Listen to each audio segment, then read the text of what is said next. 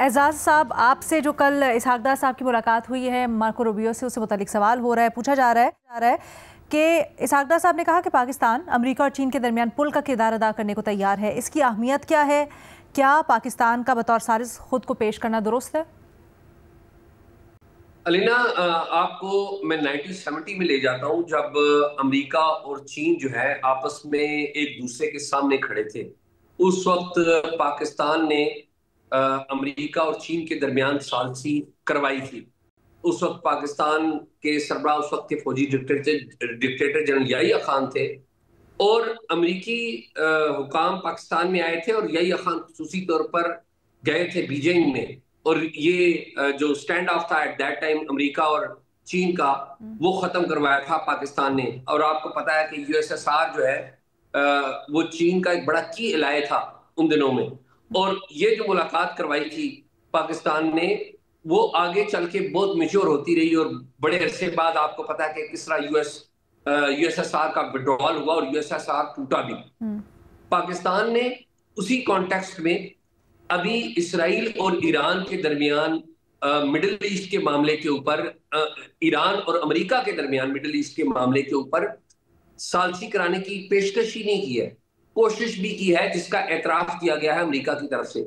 एक और बात जो पाकिस्तानी मीडिया में रिपोर्ट नहीं हुई, वो ये है कि पाकिस्तान के जो नायब वजीर आजम है, वजीर खारजा इसहाकदार, इन्होंने अमेरिका से ईरान के जो वजीर खारजा हैं अब्बास अराक्ची, उनसे टेलीफोन पर बात की है। ये इरना न्यूज एजेंसी, जो ईरान की कौमी न्यूज एजेंसी है, उसने रिपोर्ट किया है।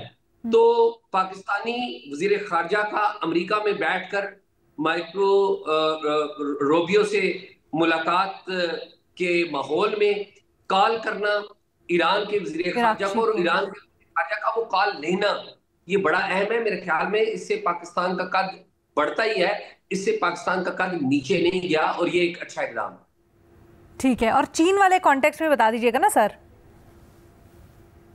देखिए, मैंने चीन का तो आपको रेफरेंस दिया ना पुराना, बट सर वो हालात और वाकयात मुख्तलिफ थे। इस वक्त पाकिस्तान ठीक है, पोजीशन एक इंजॉय करता है, लेकिन इस वक्त स्टेक्स भी बड़े अजीब व गरीब है पाकिस्तान के। कहीं ऐसा तो नहीं होगा कि अमेरिका पाकिस्तान से नाराज़ हो जाए, किसी अनबन के मामले की कैफियत बन जाए, इधर चीन जिसके साथ बड़े अच्छे ताल्लुकात हैं वो उसको कोई खफकी हो जाए कि अमेरिका की तरफ से जो दरमियान में होता है वो बेचारा ज़रा ऑकवर्ड सी पोजीशन में होता है अक्सर। अलीना, दो बातें। पाकिस्तान जो भी अमेरिका के साथ इंगेजमेंट करता है, तो ये पाकिस्तान का एक स्ट्रिक्टेड तरीकाकार रहा है कि पाकिस्तान हमेशा चीन को एतमाद में लेकर आगे बढ़ता है। अच्छा। पाकिस्तान में हुकूमत कोई भी हो, आपको लगता है ये पेशकश भी चीन के आशीर्वाद से ही हुई होगी?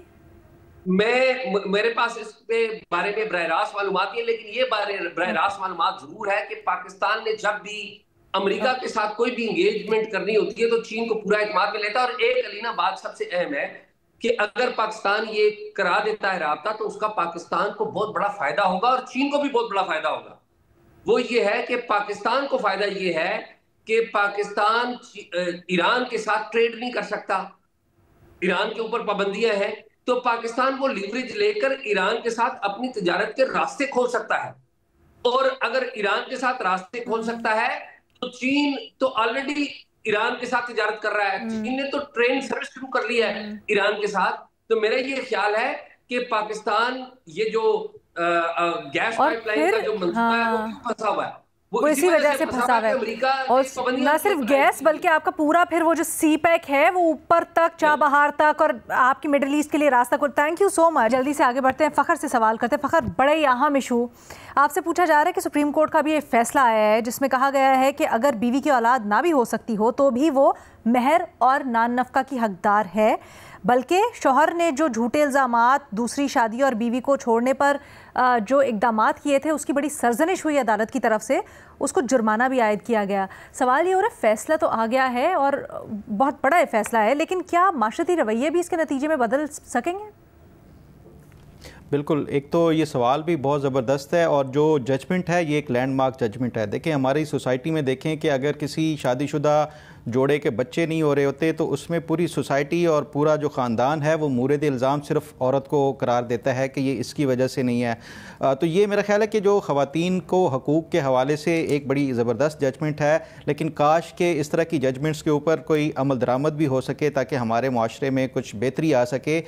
इसकी मैं आपको मिसाल दूँगा कि हमारी ये जो इस तरह के जो रिवायात और इस तरह के जो कल्चर में ये बड़ी डीप रूटेड होती हैं, इनको इतनी आसानी से ये ख़त्म करना कोई मुश्किल और तकरीबन नामुमकिन ही नज़र आता है।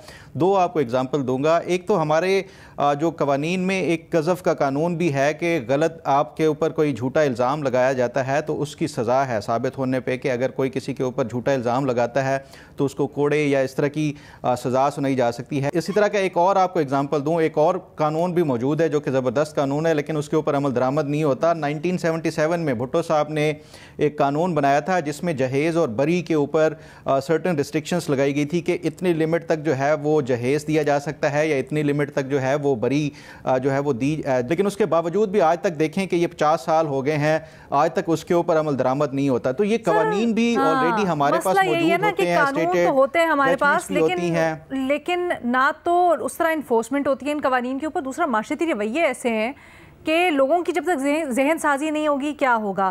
बट फ़खर दरानी साहब, thank you so much for answering. हम इसीलिए इन महल तब निकलेगा जब इसके ऊपर बात होगी। हम इस प्लेटफॉर्म के ऊपर ना सिर्फ इस पे आवाज़ उठा रहे हैं बल्कि दोबारा से ये गैर मुबहिम तौर पर कहते चलें कि औरत के बच्चे ना होना, इसको एक तोहमत बना दिया जाता है जो कि बिल्कुल गलत है, मकरूह है, इसको चेंज होना चाहिए। और बच्चे हो ना हो, औरत एक मुकम्मल शख्स है, एक मुकम्मल इंसान है, उसको उसी तरह से इज़्ज़त और एहतराम मिलना चाहिए। मज़र अब्बास साहब, आपके लिए सवाल आया कि सिंध के सीनियर वज़ीर है शजील इनाम मेमन साहब, वो कहते हैं कि जो मुल्क भर में बारिशों का सिलसिला जारी है उससे बड़ा नुकसान हुआ है और किसी भी सूबे को अगर हमारी ज़रूरत है तो हम हाजिर हैं। पूछा यह जा रहा है कि आपकी इसके ऊपर क्या राय है? देखिए, जनरली तो एक अच्छी बात होती है जब आप कोई बयान देते हैं, उससे एक ज़ाहिर एक यकजहती का तासुर आता है। लेकिन आम तौर पे उसका तरीक़ा यही होता है कि चीफ़ मिनिस्टर जो है वो दूसरे चीफ़ मिनिस्टर को फ़ोन करते हैं और जो भी हर किस्म की असिस्टेंस होती है वो होती है उसमें। लेकिन हमने अभी देखा ना कि अभी आप देखें कि आज ही चल रहा है कि गवर्नर पंजाब ने एक बात की। अब गवर्नर पंजाब पीपल्स पार्टी को रिप्रेजेंट करते हैं, तो उसका जवाब जो है वो आज़मा बुखारी साहिबा की तरफ से क्या आया उन्होंने।